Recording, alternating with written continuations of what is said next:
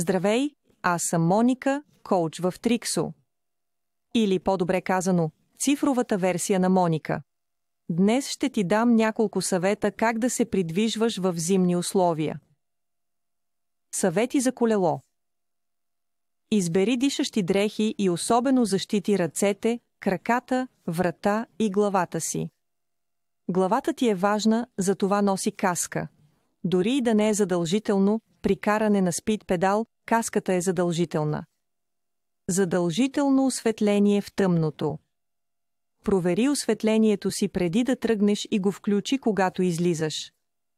Всеки иска да бъде видян, затова избери светли цветове в дрехите си, или още по-добре, ретроотразяващи. Не забравяй, че батерията на електрическия велосипед е по-кратка в студа. Бъди особено внимателен на твърд сняг и ледени участъци. Хлъзгаво ли е? Бутай велосипеда. Тази зима ще използваш ли скутер? Тогава носи топли ветроустойчиви дрехи и особено защити ръцете, краката, врата и главата си от студа, дори и с каска. Провери светлините преди всяко пътуване, както през нощта, така и през деня.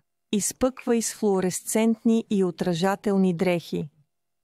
Установи зрителен контакт с другите шофьори, за да знаеш, че те виждат. Вятърната защита те пази от студа, но трябва да е чиста за добро виждане. Съвети за транспорт. Хлъзгавото шосе е опасно. Затова е добре да намалиш налягането на гумите си малко. Това подобрява сцеплението с пътя. Спирай внимателно и ако започнеш да се плъзгаш, търси изход, а не препятствие. Съветите ще те направят безопасен през зимата. До скоро!